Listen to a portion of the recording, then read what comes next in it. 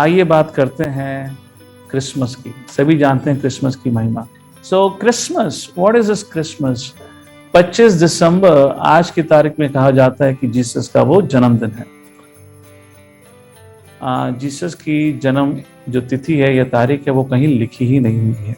Now what is this 25 दिसंबर? हम हर साल 14 जनवरी को मकर संक्रांति बनाते हैं, right? That is interesting thing कि दैट हर साल ही 14 तारीख को मकर संक्रांति बनाया जाता है। अगर आप देखेंगे हमारे वैदिक कैलेंडर के अनुसार किसी भी फेस्टिवल की तारीख फिक्स नहीं होती, क्योंकि वो तिथि के अनुसार होता है। अब से 400 साल पहले मकर संक्रांति 6 जनवरी को पड़ी थी। ये अंतर मैं क्यों बता रहा हूँ? So according to the astrologers there is a universal clock and there is our earthly clock. Universal clock क्या है? The movements on the sun and the moon and the movements of the planet. उसी के movements के अनुसार हमारा समय चलता है, राइट? हम ब्रह्म मुहूर्त कहते हैं सुबह। ब्रह्म मुहूर्त क्या है? 2 या 2.5 घंटे पहले सूर्योदय के होने से पहले। तो अगर आज सूर्योदय यहाँ 7 बजे होगा तो आपका ब्रह्म मुहूर्त समय क्या होगा? 5 बजे। और कहीं सूर्योदय अगर 6 बजे होगा तो ब्रह्म मुहूर्त वहां कब बनेगा? 4 बजे, राइट? तो ये जो प्लानिटरी पोजीशंस हैं they are not fixed, they keep on changing, and उस चेंज के कारण जो ये टाइम फैक्टर है it needs to be adjusted accordingly. So Vedic astrology के अनुसार, क्योंकि आज जो हम इनफैक्ट एस्ट्रोलॉजर्स कंसल्ट करते हैं, ज़्यादातर एस्ट्रोलॉजर्स आपको कुछ नहीं करते, कंप्यूटराइज्ड प्रोग्राम है, आपकी तिथि डालते हैं और वहाँ पे रीडिंग लिखी हुई आ जाती है। वो बिल्कुल गलत है।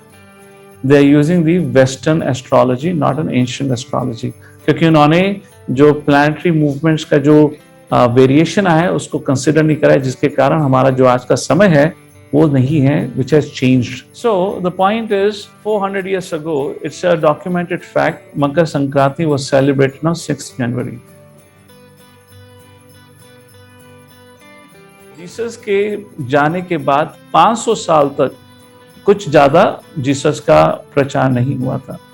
It is after 500 years, which means this is almost 21st century, which means around 1600 years ago was the time when the first time 25th December was celebrated as Christmas, and it's a documented fact. तो astrological calculations के अनुसार सर्वप्रथम पहली बार जब 25 दिसंबर को Christmas celebrate किया गया था, it was the day of Makar Sankranti. Now, what is the connection between Makar Sankranti and the appearance of Jesus? वो मैं अब आपके सामने प्रकट करना चाहूंगा।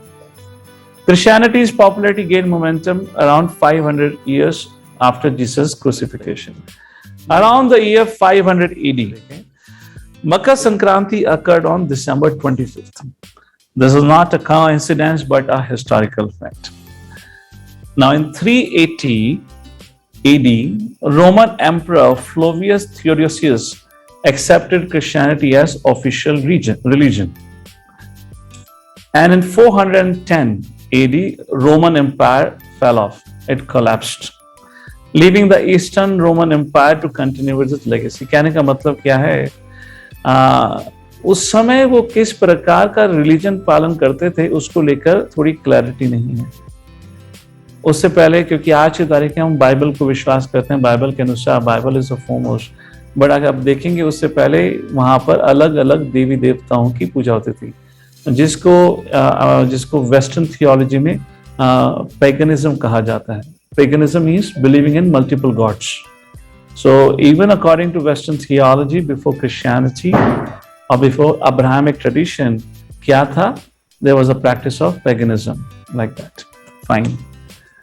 There were many tribes जब रोमन एम्पायर टूट गया था that came under the control of the new Roman Empire, and which comprised of जो अलग अलग ट्राइब्स थी, अलग अलग देवी देवताओं की पूजा करते थे, they all came together and now there is another Roman Empire created which is formed of different worshippers of different devatas. All right. Rome had been much influenced by the system of worship in Greece. And ancient Greek, आप देखेंगे तो वहाँ पे there is a clear description of different gods.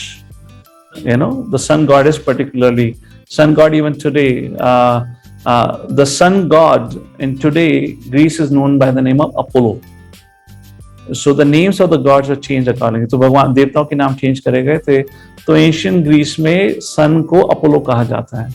आप जाएंगे तो वहां पे बड़े बड़े मॉन्यूमेंट्स मिलेंगे अपोलो के, लाइक दैट। सो जब रोम के पास ये सब ट्राइब्स आए थे तो उन्होंने क्या करा, उन्होंने सभी देवी देवताओं के जो उपासक थे उनको स्वीकारा, साथ ही साथ उन्हें सभी देवी देवताओं को स्वीकारा, बट स्लाइटली उन्होंने सबके नाम बदल दिए थे।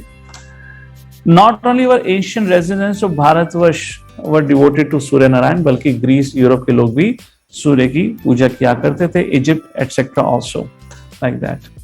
तो जब क्रिश्चियनिटी, तो जब रोमन्स ने क्रिश्चियनिटी एक्सेप्ट करी थी ऐसे 380 AD, when the king became Christian and then he enforced Christianity, so जब बाकी लोगों ने क्रिश्चियनिटी एक्सेप्ट करी थी, it was accepted not as a freedom but as a compromise, क्योंकि राजा की तरफ से एक सख्त निर्देश आया था। तो उस कारणवश आप देखिए कोई पॉलिटिकल फिगर आप पे कुछ एनफोर्स कर रही है और प्रजा कुछ और प्रैक्टिस करती है, तो अगर आप चाहते हैं कि उस पर समन्वय हो तो क्या किया जाता है कि कैसे दोनों को एक साथ किया जा सके।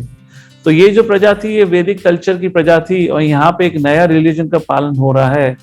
तो Makar Sankranti which was an ancient tradition, तो उन्होंने क्या करा, मकर संक्रांति के दिन का ही चयन किया और उस दिन को घोषणा कर दिया कि वो जीसस क्राइस्ट का जन्मदिन है। जैसे कि आप साउथ में जाएंगे आपको बहुत सारे चर्च मिलेंगे जो मंदिर के रूप में बने हुए हैं और वहां पर विग्रह के रूप में हमारे जीसस खड़े हुए हैं, और जो प्रीस्ट आएंगे वो रोब्स पहन के नहीं आते, ब्राह्मण के कपड़े पहन के आते हैं। या now they are in fact they are published a Bhagavad Gita of Bible as Bhagavad Gita. Now people are distributing Bible saying that this is the Bhagavad Gita of Christ. तो they write Bhagavad Gita of Christ. अंदर क्या है, पूरी Bible है, क्योंकि सामने public और ये हम करना है, समन्वय करना है ना, तो मिक्स करा जाता है। उसी प्रकार से इस नए रिलीजन को एक्सेप्टेबल बनाने के लिए जो मकर संक्रांति जो एक त्योहार सब लोग मनाया करते थे, उस दिन का चयन किया गया कि वो कृष्ण जीसस का जन्मदिन के रूप में, and that had a royal support. So leaders of the Christian church simply compromise the biblical teachings and they use the old traditions to fit in the new concepts. Thus the important day of Makar Sankranti was kept as a day of celebration and was artificially given a new meaning as the birthday of Christ. Jesus Christ का कोई जन्म के बारे में कुछ पता ही नहीं है, और मकर संक्रांति को उस प्रकार से रूप देने के लिए किया गया. Now something interesting, Jesus Christ, ये क्रिसमस जो है उसमें एक अंडरस्टैंडिंग है is of Santa Claus. And what is the story? It's a hypothetical personality. There is no reference of real person. But the idea is there is a Santa Claus has a big beard, an old man जो north में रहता है और north से आता है और gift देता है. Now what is Makar Sankranti? Let's take a look at it. कैसे इनको दोनों को मिक्स किया गया. The day of Makar Sankranti was celebrated on this fixed day of 25th December. As is astronomical, and जैसे धीरे धीरे उसकी तिथि को भूल गए लोग, तो 25 दिसंबर वो तारीख बन गई. Now Christian symbol of generosity, जो Santa Claus बताए जाते हैं, Christian symbol of generosity, वो गिफ्ट देते हैं सबको, वो नॉर्थ पोल में कहा जाता है रहते हैं. The concept of north is significant pointer to the worshipper of the sun god Vivaswan, right? क्यों? मकर संक्रांति के समय क्या आता है? It's a time when he changes the course to the northern route on the उत्तरायण कहते हैं ना, मकर संक्रांति वाले दिन उत्तरायण, तो वो क्या है? Is towards the northern direction. और सेंटा क्लॉज कहाँ से आ रहे हैं? नॉर्थ. कौन आया है सेंटा क्लॉज की जगह? The sun god. उसको नाम क्या दे दिया है? Santa Claus. मकर संक्रांति वाले दिन क्या होता है? मकर संक्रांति की स्पेशलिटी है दान देना. The significance of Makar Sankranti is to do charity. तो what does Santa Claus do on the day of Makar Sankranti? Gift देता है. तो इन लोगों ने हाइपोथेटिकल फिगर बना दिया, ना सेंटा क्लॉज से ना कोई गिफ्ट मिलता है, और इस प्रकार से दोनों ट्रेडिशन को मिक्स करके ये हमें सर्व किया गया. It is an ancient tradition that Makar Sankranti is a favourable day for daan, distribution of gifts and charity. तो इस प्रकार से सेंटा क्लॉज नॉर्थ पोल से आते हैं गिफ्ट्स बांटने के लिए. सो इस प्रकार से आप 25 दिसंबर की कहानी को देख सकते हैं. तो ये पिछले 2000 साल के अंदर, प्रमुखता पिछले 200-300 साल के अंदर जैसे जैसे ब्रिटिश का कॉलोनाइजेशन बढ़ा, उसी साथ हमारी जो जितना भी इतिहास था, इतनी भी संस्कृति थी, हम धीरे धीरे खो गए। और आज की प्रजा, आज का जो जनता है, वो ये सोचता है कि रामायण महाभारत जैसी जो वास्तविक कहानियां हैं, इतिहास है, वो काल्पनिक हैं, और जो काल्पनिक कैरेक्टर हैं सेंटा क्लॉज के, उसको रियलिटी माना जाता है। Unfortunately modern scholars declare Ramayana to be a fiction. अगर आप बुक स्टोर्स में भी जाएंगे तो Ramayana will be found in a section known as mythology. भगवान श्री कृष्ण जब 5000 साल पहले यहाँ अवतरित हुए थे, तब भी राम के बारे में सब जानते थे। श्रीमद् भागवतम में ही चर्चा आती है, परिषद महाराज सुखदेव गोस्वामी से राम के बारे में सुनते हैं। तो आप कहते हैं राम, रामायण और राम माइथोलॉजी थी, इसलिए उसको कहने के लिए कृष्ण को भी माइथोलॉजी बना दिया है। तो वैदिक संस्कृति की कुछ भी बात होती है तो वो माइथोलॉजी, अंधविश्वास है, लाइक दिस। तो ये हमारे ऊपर है अब चयन करना कि हमें किसके ऊपर विश्वास करना है।